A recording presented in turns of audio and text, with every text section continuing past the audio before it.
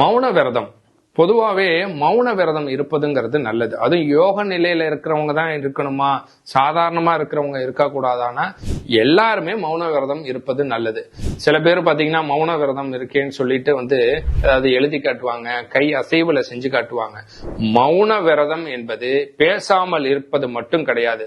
உங்கள் மனதை மௌன நிலையில் வைத்திருப்பதுதான் உண்மையான மௌன விரதம்.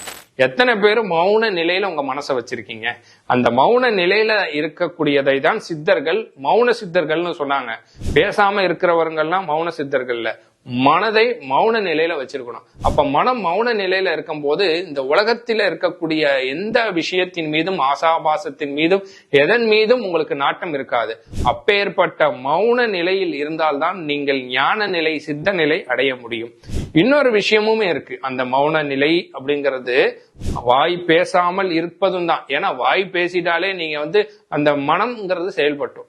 அப்ப மனமும் மௌனத்தில் இருக்கணும், நீங்களும் மௌனத்தில் இருக்கணும். அப்போ குறைஞ்சது ஒரு வாரத்திற்கோ மாதத்திற்கோ ஒரு முறை ஒரு 5 மணி நேரம் 8 மணி நேரம் உங்களால உங்களுடைய சூழலுக்கு தகுந்த மாதிரி எவ்வளவு மணி நேரம் இருக்க முடியுமோ ஒரு அமைதியான ஒரு இடத்துல, நல்ல காற்றோட்டம் உள்ள ஒரு இடத்துல, உங்களுக்கு பிடிச்ச மாதிரியான இடங்கள்ல ஒரு 5 மணி நேரமாவது நீங்களும் உங்கள் மனமும் மௌன நிலைக்கு கொண்டு போங்க.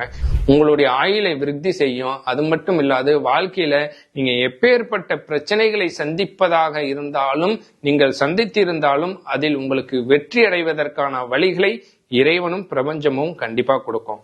பொதுவா ஒரு நாளைக்கு 21,600 முறை சுவாசிக்கிறோம்னு சொல்றோம். நம்ம வேலைகள் செய்யும் போது அல்லது பேசும்போது, கோவப்படும் போது, சண்டை போடும் போதெல்லாம் நம்மளுடைய பிராண சக்தி விரயமாகும். எவ்வளவுக்கு எவ்வளவு பிராண சக்தி விரயமாகுதோ அவ்வளவுக்கு அவ்வளவு உங்களுடைய ஆயுள் குறையும், நரைதிரை மூப்புங்கிறது வரும்.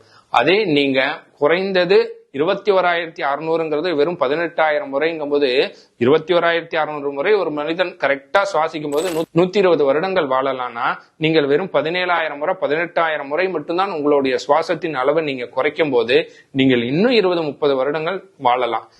எதற்காகனா இந்த வருடங்கள் வாழ்வதற்காக இல்ல, நீங்கள் இருக்கும் வரை உடல் நோய்வாய்ப்படாமல், இங்கு வறுமை இல்லாது நீங்கள் வாழ வேண்டும் என்பதற்காக தான் இது.